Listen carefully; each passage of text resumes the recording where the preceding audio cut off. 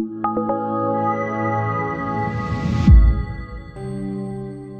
we? This kapitel is 13 psukim.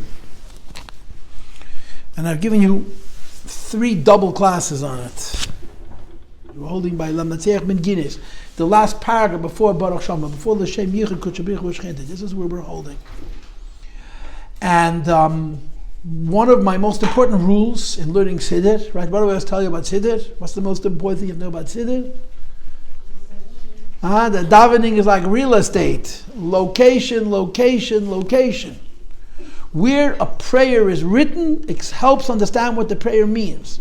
Because you have many prayers that are written more than once in the Siddur. And they mean different things based on where they're situated. Okay? For example, now we're holding between Pesach and Shavuos, right? And today is the 11th day, which is 1 week and 4 days in the Omer. And it's Netzach Shabbos HaGadol. For those who forgot to count Sfira last night, it's a good idea to count. If you didn't count last night, count now, so you can count again tonight with the bracha. So we say Lamnatzeach Binginos and Ono B'chayach, right? This prayer that we've been wallowing in is now timely because we, in addition to saying it in the morning, right before Baruch Shama, we say it also in Sfiras Eimer. Lamnatzeach Binginos along with Ono B'chayach. But there's a difference between Lamnatzeach Binginos here and Lamnatzeach Binginos in Sfiras Eimer, because location, location, location. There's a difference. You have to learn the Perek different based on where it is in davening, and therefore it has a different meaning. This placing of Lamnatzeach Binginos, as I'm explaining it to you, is at the very, very end of Asiyah. Right? Kabbalistically, davening is a ladder. It's a ladder that stands on the ground and goes up into the heavens. I just gave a class this morning in the Bachram in Yeshiva. I'm coming out from the Yeshiva. I gave the class to the Bachram. The Untitled Chapter wrote the Siddur. The members of the Great Assembly wrote the Siddur. Their Siddur was quite a bit shorter than ours. But there's another factor. One factor is that their Siddur was shorter than ours. And the other factor is that their Siddur was disjoined. Was not unified. Meaning, you get up in the morning and said brachas. Yeah? Sometime during the day, it could be even in the afternoon, you would say Baruch Sha'amar, say Psukei D'Zimn and finish with Yishtabach. Done. Finished. Before 9 o'clock in the morning, you had to say Baruch Berachas Kishma, Baruch Hashem Elokeinu Melech Haolam Yitzidei David Yechei Shechei Shalom V'Zakeil, and finish Yitziram Eidei, Zav V'Selam, Habecha B'Misal V'Yava, Shema V'Hoya, V'Yomer, Emes V'Yatziv, or Emes V'Emun, and finish Gal Yisrael. And before 10 o'clock in the morning, you had to say Shmoneh Esrei, the Amidah. So there are 4 ideas in prayer, which where the Anshe Knesset HaGadol wrote them, they were completely disparate, separate. Separate means that they were not inherently joined, they were not meant to be connected, and they had different time schedules. Right? One you said only if you needed to. One you said, according to the RaMbaM, anytime during the day. One you said until 9 o'clock in the morning, until 10 o'clock in the morning. And then sometime later, and I don't know how much later, someone came along with a bright idea. Join them together. Yeah.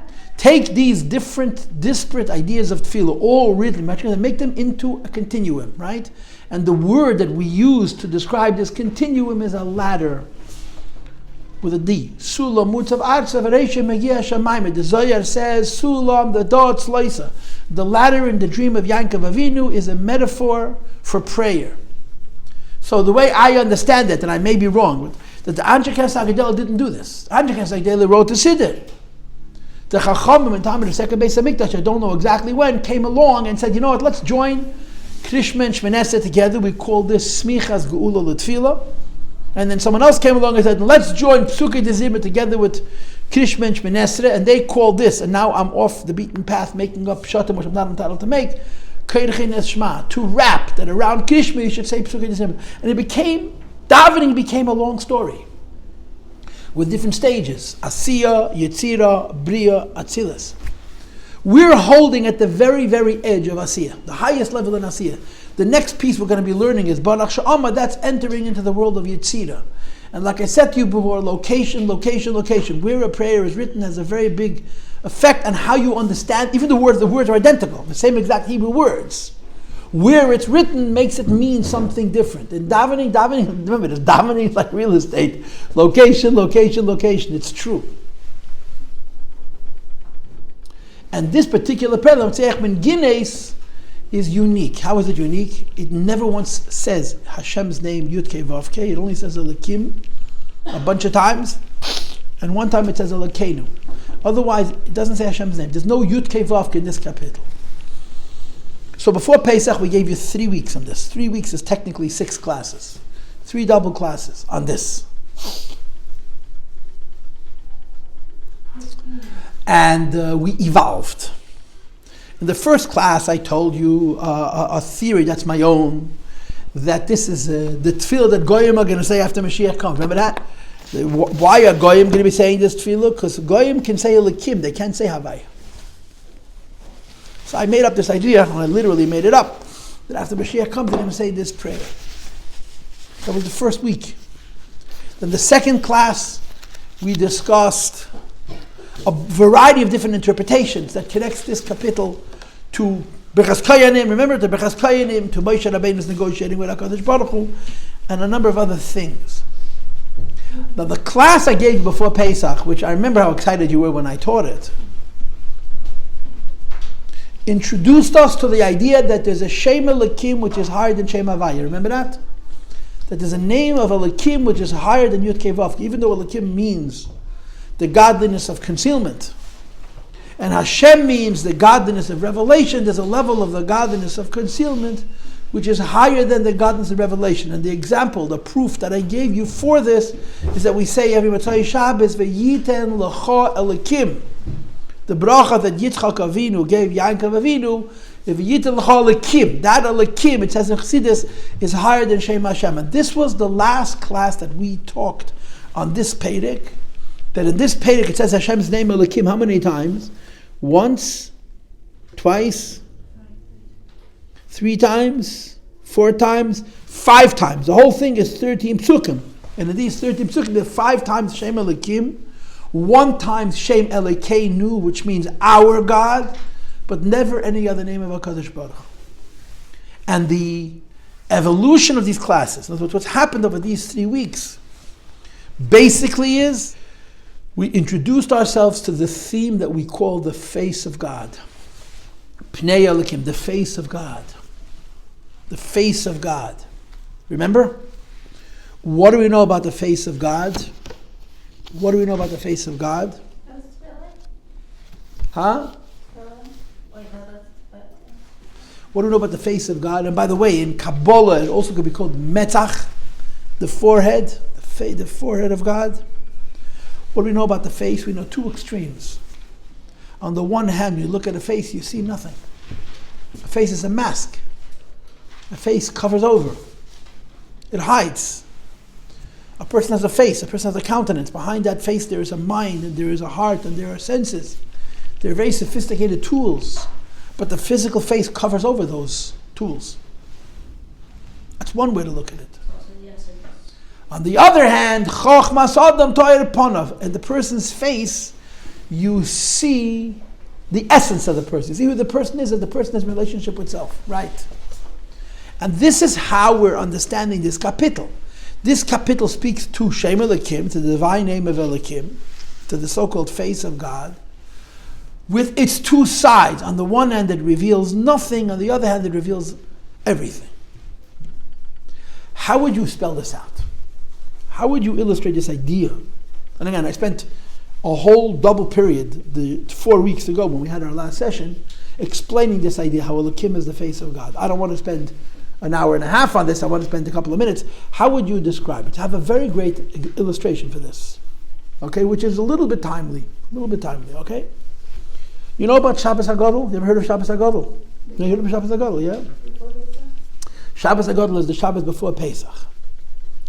What makes Shabbos HaGadol Shabbos HaGadol? So it says now, because Hashem made a Nes Gadol, a big miracle. What was the big miracle? The big miracle was that Yidden were told by Hashem to take a sheep and tie it to their bedpost and to wait 4 days, from the 10th of Nisan until the 14th of Nisan, and then to kill that sheep in the evening of the 14th to the 15th, and to eat it after dark, and that at midnight Hashem would kill all the firstborn, and the next day at midday the Jewish people would leave Egypt. So the Yidden went around collecting sheep, that in Egypt was their deity, was their god. They worshipped the sheep, and they took it into their homes, they tied it to the bedpost. So the Mitzrayim asked them, what are you doing? So they said, we were told by God on the 10th of Nisan we should take these sheep, tie them to our bedpost, and we're going to keep them in our bedroom for 4 days. At the end of these 4 days, we're going to kill these sheep. We're going to put the blood on the lintels, on the doorposts of our homes, and we're going to eat a paschal offering, a carbon Pesach roasted. We're all going to be sitting on our packages with our coats on and our girdles on and our walking sticks in our hand and our walking shoes on our feet. We're going to eat this as if we're already traveling, and Hashem is going to kill the Egyptian firstborn. Now in Egypt at that time, the Egyptians knew that when God makes a threat, He keeps it. Right? The expression is, I don't make threats, I make promises. Right? When the Abishah said, I'm bringing a makkah, He brought a makkah. So the Egyptians knew that if Hashem says He's going to kill the firstborn in Egypt, He's going to do it. So the firstborn Egyptians came running to Pari and said, listen here, Pari. We are the B'chayrim, we're the firstborn, we're the most prominent members of the civilization. In 4 days, hence, God's going to kill us. Let the Jewish people go. And Pari said, why shall I let him go? So, what do you mean you're going to kill us? He's going to kill us. Nah. He said, listen, He promised to bring blood, He brought blood. He promised to bring frogs, He brought frogs. He promised to bring lice, He brought lice. He promised to bring wild animals, and so on and so forth. If He says He's going to kill us in 4 days, hence, He's going to kill us in 4 days, and Pari says, I don't believe it. So the firstborn started to scream and protest, we don't want to die, and Pari wouldn't budge. So there was a civil war in Egypt. There was a war between the Egyptian firstborn and the mainstream Egyptian culture, and they killed they killed each other, gefelach. Right? So far so good. Nobody remembers this story, yeah? So we have a Yom Tov. But this is a very, very unusual Yom Tov. How is it unusual?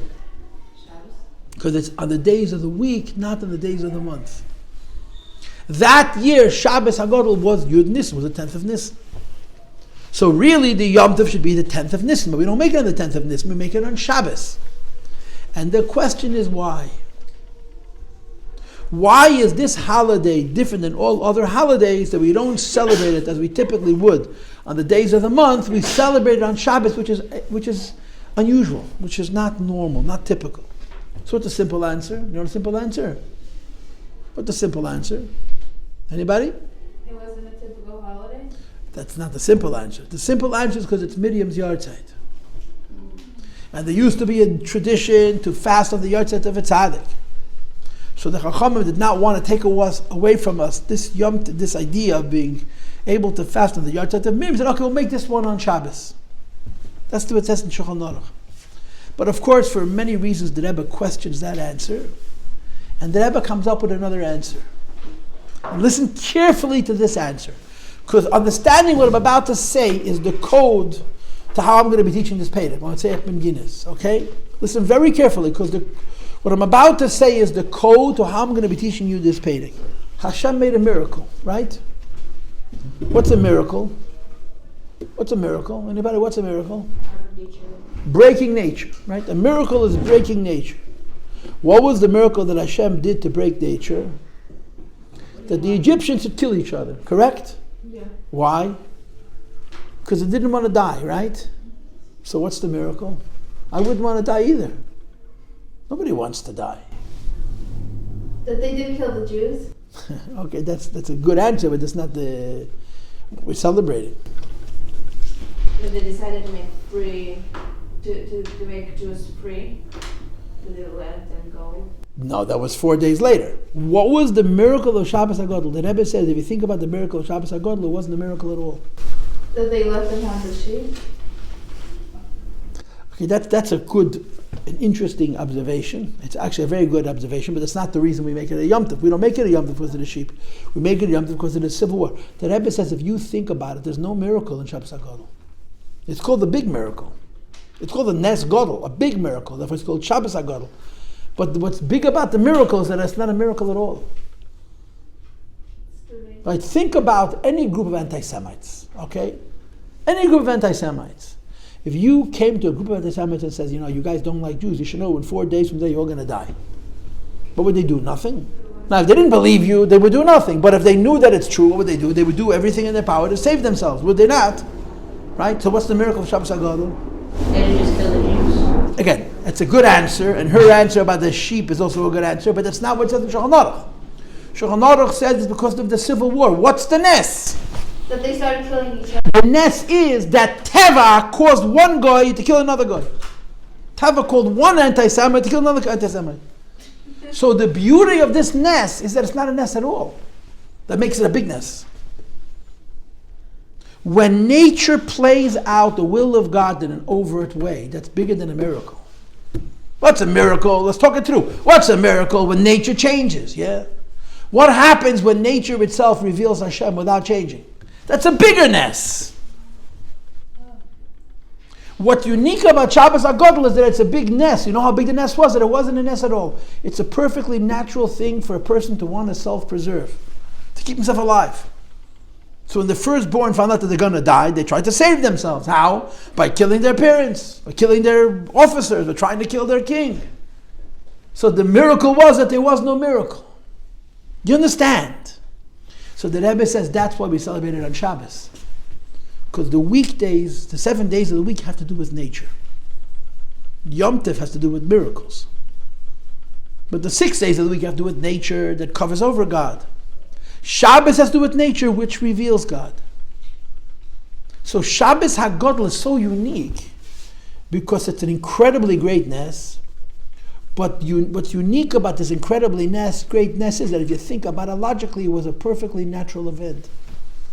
But it was a perfectly natural event that revealed that the Ibish is the Balabais over the world. Do you understand what I'm saying? Yes. That's Lamnatzeach Binginos. That's this Perek. That's this Psalm 67. That's this is Binginos. Lamnatzeach Binginos is Shem Elohim. Not Hashem, Elohim. It's the face of God. What do you see on the face of God? 1 second.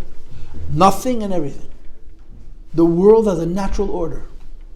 Could you imagine if this world with a natural order, without a single miracle, would do exactly what Hashem wants? How big a miracle would that be? That's this Perek. That's why it says Shem Elohim. I'll get to you in a second.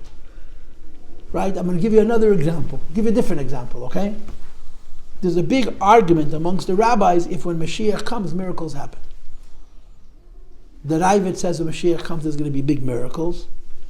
And the RaMbaM says when Moshiach comes, there's not going to be any miracles at all, except for one thing.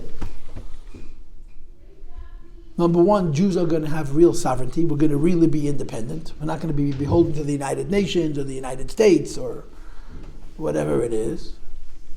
And number two, we're all going to serve God.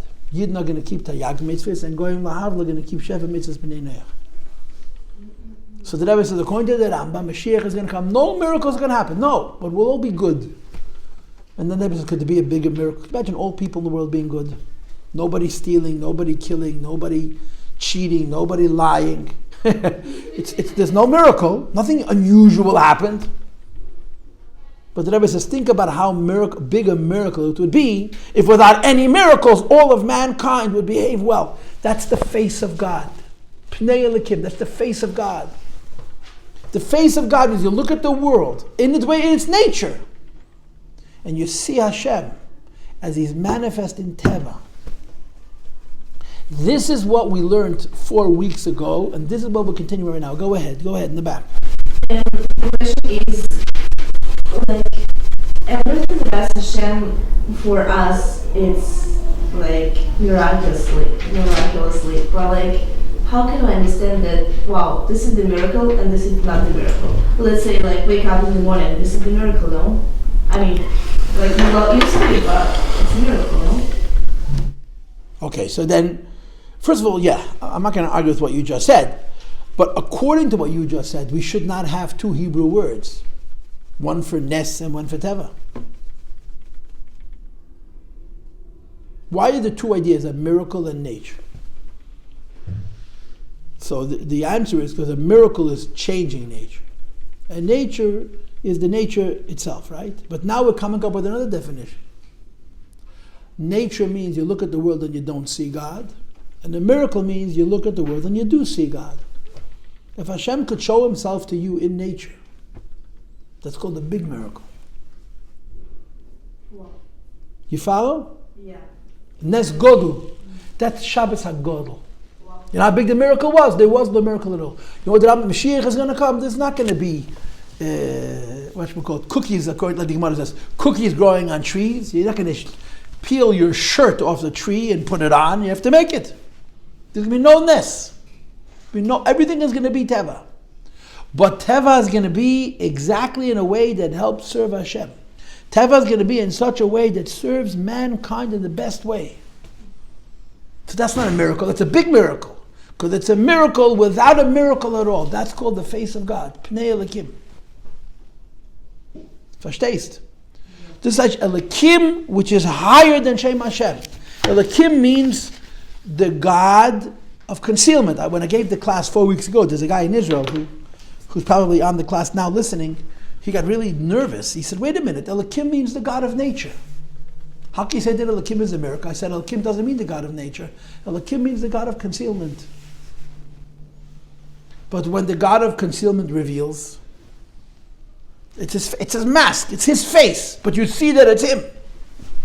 Ihr versteht das mir nicht nicht? You understand or not? Yeah, I'm excited, yeah.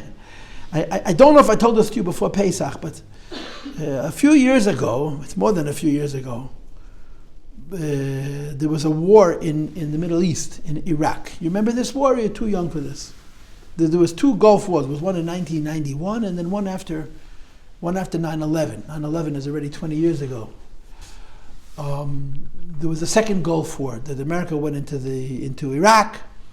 They took over the country. They captured the leader, whose name was Saddam Hussein. They tried him and they hung him. The Iraqis themselves put him on trial, and then they executed him. They hung him. They killed him like he deserved to be killed. A person who committed crimes against humanity, crimes against war, and so on and so forth. Yeah, you know when they captured Saddam Hussein? When? On Yudtes Kislev. Now, is that a miracle or not? It's not a miracle. Why? Because he has to be captured on some day. It could be Yudches Kislev, it could be Chav Kislev, it could be a test. It happened to be a test, right? You can't capture Saddam Hussein on a day which doesn't have time. There's 365 days in the year. One of them is Yudtes Kislev. So some things are going to happen Yudtes Kislev. This happened Yudtes Kislev.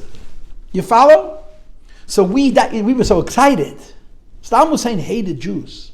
He was an anti-Semite, and he was also a man who had an interest in using violence. He was going to build a nuclear bomb, and his number one enemy was Israel. There were big miracles that he did, was able to build a nuclear bomb.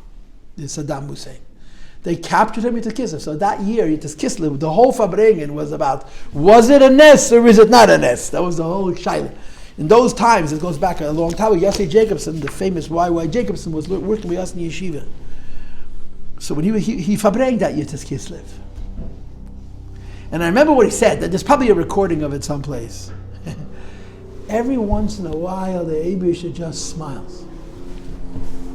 He Farbrenged a whole night about the fact that Saddam Hussein was captured as Kislev. What's the nest? It's not a nest. They had to catch him someday. They happened to catch him with this Kislev. Yeah, but Kislev happens to be Rosh Hashanah L'dach, Rosh Hashanah for Hasidus, which is a very, very special day. So what do you say? When Hashgacha Pratis arranges that Saddam Hussein should be captured, it's Kislev, it's not a nest. It's a nest Gadol. It's a big nest. Why? Because it is an example of nature itself revealing God. That's the meaning of the face of God. That's the meaning of Pnei Elohim, the face of God. And that's what this kapitel is about. Elohim, Elohim, Elohim, Elohim, Elohim, Elokeinu. The godliness of concealment is the face of Hashem. The face of Hashem is like a mask that hides and reveals nothing. The face of Hashem is like a mask that reveals everything. When the face of Hashem reveals, that's Moshiach. And that's a big nest. It's a nest within Teva. And that's what is the spirit of this Perek. That's what is the spirit of this Perek. There's no question that in this Perek, Goyim play a vital role. Okay? If you look on your sheet, we have these sheets, yeah? Line 8. It says, Ladaz ba'aretz darkecha b'chol Goyim, in the world and amongst all Goyim. Line 9, Yeducha Amim, the nations of the world are going to submit. Pasuk number 10, Yismechu v'iranu l'umim, the nations of the world are going to rejoice and sing. Okay, and then the Tishbet Am Meshed and so on and so forth. Goyim feature very prominently in this kapitel. Goyim feature very prominently in this kapitel. Originally, I told you that this is a prayer that Goyim could say because it's a lower madrega. Now we're saying that this is a higher madrega. This is called the face of God. It's higher than an S. How Teva itself reveals the Lakus. But there's no doubt that in this kapitel, Goyim play a preeminent role, a very important role. So there's so many different opinions in the Mefarshim, but the ones that we're going with is this: Moshiach is going to come and Goyim are going to say amazing. Goyim are going to say wow. And there's a couple of wows. There's actually 3 wows in this kapitel. Okay, the whole thing is 8 psukim. The first wow would be line 7, 8, and 9. If you have the sheet, they're numbered, yeah? The second wow is going to be lines 10 and 11, and the third wow is going to be lines 12 and 13. There's 3 things that Goyim are going to say when Moshiach comes. It's amazing.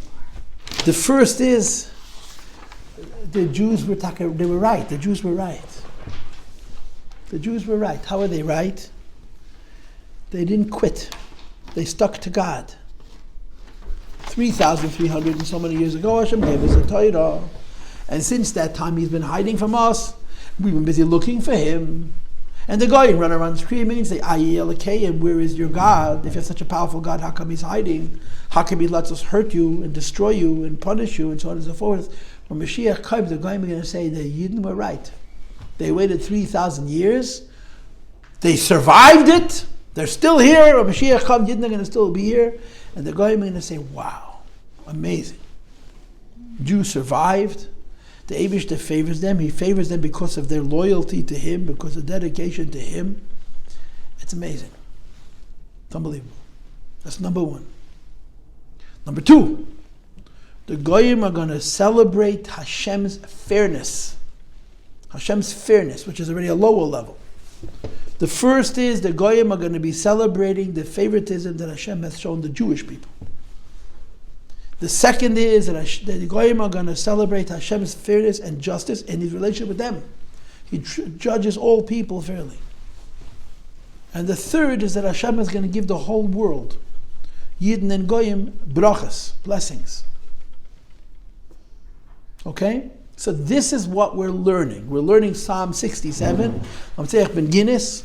It is the very edge of Asiyah. From here you go up from Asiyah to Yetzirah in this so-called ladder of prayer. What's unique about this Perek? It's the face of God. What's the face of God? The answer is everything and nothing. It's Teva. But it's Teva that wows you with the clarity of Hashem's balabatais over the world. When you see in nature how the Eibishter takes care of His world, that's not a nest. That's a nest gadol. It's not a miracle, it's a big miracle. It's the miracle of nature itself. And this is what this Perek is about. And then there are 3 points. Number 1, how the Goyim look at Jewish survival and they say, wow, we would never have thought it. If we would know the Jews would survive, we'd be one of them. And the second is that the Goyim celebrate the Eibishter's fairness in His relationship with them. And the third is that the brachas that Hashem gives all of mankind after Mashiach comes. Eretz nasnu yevulu yevachenu elikim elikeinu yevachenu elikim v'yiru eisei kol afsei yaris is the brachas that Hashem is going to give the world after Mashiach comes. So this kapitel talks about Mashiach. Yes, it does. But this kapitel also talks about nature, Teva, the normal world. And it speaks about how these 2 ideas converge. The idea of Mashiach, which is a very, very great level of revelation, and how the idea of Teva, the idea of nature itself, how these 2 come together. We call this Pnei Elokim, the face of God. And this explains, girls, if you could remember, why we compared this to Birchas Koyanim, right? How does Birchas Koyanim go? Yivarach Hashem Yishmerecha. Then it says, Yoir Hashem Panav Elecha L'Haneka. Yisa Hashem Panav Elecha. It says twice. Pnei, the face of God. The face of God, the Birchas Koyanim, can be understood in many ways. The Achrayim, the Mekubalim, the Mefarshim, who connect Birchas Koyanim to this Perek, are doing it because the face of God doesn't have to be a miracle to be a miracle. It's where Teva and Elokus converge. And the other example, which we spent a lot of time learning about in the second class that I gave you, was that it goes on Moshe Rabbeinu's negotiation. Remember that story? Moshe Rabbeinu was trying to save the Jewish people from certain death. after they make the golden calf. Remember that story, yeah? Yeah. And Moshe sees that the Taneis Ratzon, that the Eibush is in a good mood. And I find it hysterical that when he was so angry with the Yidden, he gave them the biggest brachas of all. So Moshe Rabbeinu says, Im ein panel chayolchim al ta'aleinu mizeh. Right? Right? Hashem says to Moshe Rabbeinu, take the Jewish people, go up to Israel, and I'm sending a malach. I'm sending an angel. So what does Moshe say? You told me to take the Jewish people to Israel, and you didn't tell me who's going to take us in. So Rashi asks the question, what do you mean he didn't tell him who was going to take us in? He told him befedish, told him explicitly there's going to be a malach. So Rashi says one of the funniest things. Moshe said, since I don't want a malach to take it, as far as I'm concerned, I didn't hear what you said. That's what Rashi said, yeah? You're telling me, take the people up to Israel. You didn't tell me who you're going to send. So Rashi says, he told him exactly who he's going to send, the malach. So Rashi says, Moshe says, I'm not interested in the angel, so I didn't hear it. So Hashem says, okay, I'll take it myself. And he uses the word panim. So Moshe says, wait, give me more, I'm not happy. Right? Teach me all of your ways. Hashem relates to the world through channels, through pathways, through a certain order. We call it Seder Ishtalshlus. And Hashem says to Moshe, Hashem, teach me all of your ways. All of your ways, to use fancy words, mean not only the way, the Derech Hashem, which we call the 10 Sfiris, but the Derech Hashem that we call the 13 attributes of mercy. Yud, Gimel, Midas, Arachman. So Hashem tells him, okay, I'll give you that also. So Moshe Rabbeinu sees that the Eibush is in a good mood. He says, well, but give me more. Hareini noaz kvedecha, allow me to see your face. And here Hashem says to Moshe, I can't show you everything. I'll show you what's possible for a human being to see. And like Rashi says, if I lay it all, you'll see my back, you're not going to see my face. So these are three successive events in one parsha, in Parshas Kitisa, where Moshe gets Hashem to say, Pana Yelechu, my face is going to lead you. And then he says, allow me to see all of your midas. And then he says, allow me to see you. So the Rishonim, or the Achreinim, the Mekubalim, the Mefarshim that explain this capital as connected to Moshe Rabbeinu's negotiation with the Eibishter, it's the same principle. Moshe wants to have the highest things from Hashem. The highest things from Hashem are not a miracle, they're a big miracle. What does that mean? The highest things you get from Hashem is not a miracle that breaks nature, but where nature itself shows you the face of God. And that's what this capital is about. Questions or comments? Very cool. It's wonderful, yeah, it's very wonderful.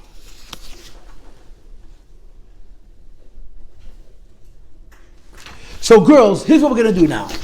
I'm going to read the capital inside, translate it, and then we're going to break. Okay? This time I'm giving you a break. The last couple of classes we had no break. And we'll reconvene in 5 minutes, which of course means 5 minutes. Mirz Hashem.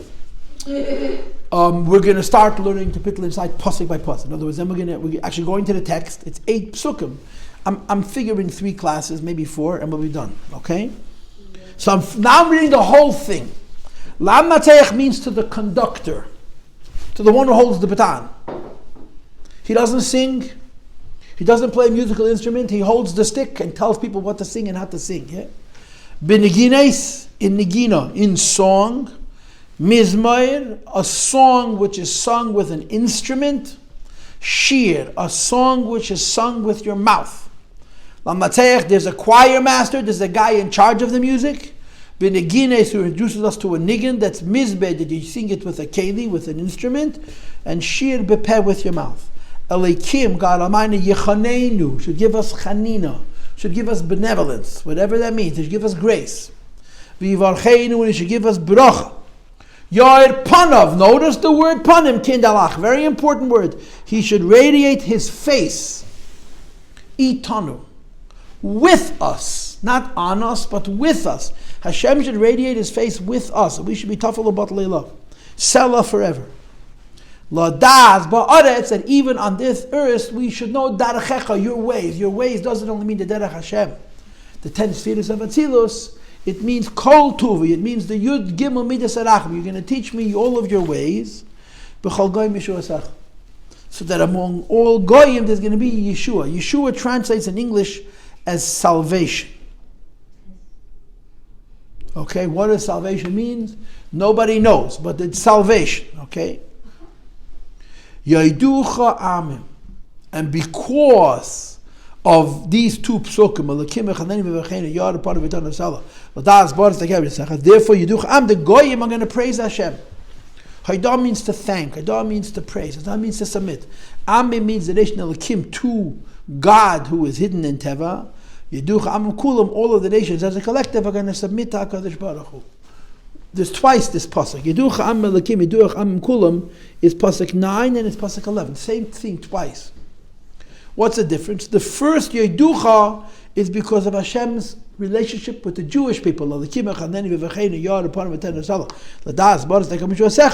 the goyim say Yiducha am. But then it says weiter. I'm reading now pasuk 10. Yismechu v'yiranul umim. The nations of the world are going to sing, rejoice and sing. Ki, because tishbeit amim. That even when Hashem judges the nations of the world, there's going to be mishad. What does mishad mean? Fair. Fair, equitably, honorably, correctly.